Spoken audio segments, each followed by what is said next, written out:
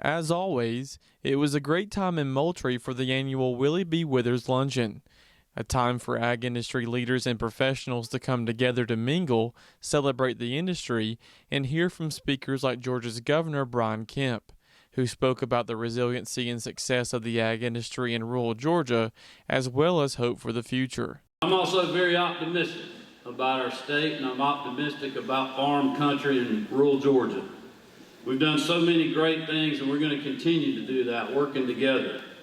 Things like rural broadband, championing economic development projects in all parts of our state. We had a record year last year in the middle of a global pandemic with the amount of investments and the amount of jobs that were created in Georgia.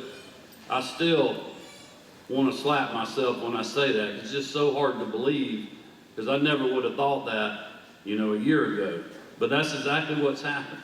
And over half those projects and 74% of those projects and half of those jobs have happened outside the metro area, many in rural parts of our state, many. And that's what we've been pushing, and we'll continue to do that. Of course, though, the main purpose of the luncheon is to recognize the Swisher Sunbelt Expo Southeastern Farmer of the Year, a tradition since 1990 that had to be put on hold last year due to COVID, and was something they decided they didn't want to be held virtually. Last year, when we were trying to figure out what to do with the program, we realized very quickly that the Farmer of the Year program wasn't a virtual program. We didn't want any farm family to not be able to come to Moultrie and experience the Sunbelt Ag Expo, the 10 winners to meet their 9 fellow winners as a group in person, and the 275 that's come before them.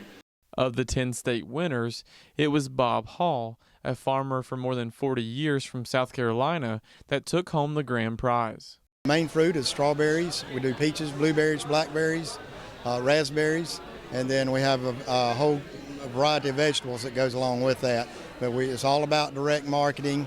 Pick your own CSAs, local stands at 3 different stands where we sell from.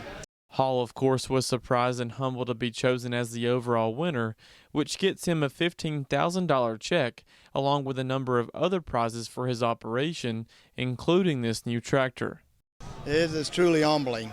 The other 9 men were just more worthy than I was, I felt like, to win it. So it's a very humbling experience to be representing South Carolina, because I know a lot of good farmers in South Carolina, as well as I know over the Southeast. So it's a very humbling experience. Reporting in Moultrie for the Farm Monitor, I'm John Holcomb.